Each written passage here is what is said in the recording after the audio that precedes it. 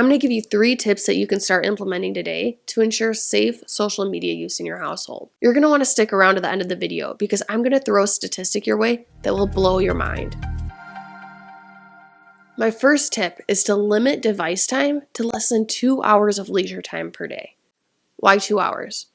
Because there have been multiple studies conducted that all show the same thing. Happiness and mental health are the highest when screen time is limited to a half hour to 2 hours per day. After the 2-hour mark, well-being then steadily decreases and people are found to be more unhappy, depressed, and distressed. Tip number 2 is to declare the dinner table a device-free area. As a parent, it's important to actively be working on the bond between you and your child. Kids need to be able to have undistracted time with us so that they can feel free to fill us in on their day or talk to us about their problems. This helps them make them feel more secure. And the last thing you want as a parent is for your child to feel like they can approach and connect with you. This leads to them turning to the internet to answer their most important questions. And we all know that this can sometimes take you down a rabbit hole that you wish you never stumbled upon. My next tip is no phones or electronic devices at bedtime in the bedroom. In 2019, Common Sense Media surveyed 1,000 parents and teens to examine their reliance on smartphones. They found that 39% of teens slept with their phone within reach of their bed, and an additional 29% actually slept with their phones in their bed.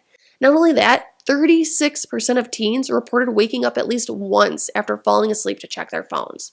But that's not everything. There was another study done in the UK, and this one just blows my mind. They found in a survey of nearly 3,000 11 to 18-year-olds that 1 in 10 admitted to checking their phones for notifications at least 10 times per night. 10 times! That is just pure insanity. As you can imagine, these behaviors led to decreased overall sleep time, poor sleep quality, and daytime sleepiness. And this then can lead to further negative problems for teens, such as poor cognitive performance and academic struggles. Now, some people might argue that all of these findings are based on correlations and that more research needs to be done. They might say that it's too soon to be recommending less screen time. What is the real risk when it comes to limiting your child's time on devices? It seems pretty minimal to me. On the other hand, what's the risk of potentially doing nothing and letting them consume endless hours of social media content?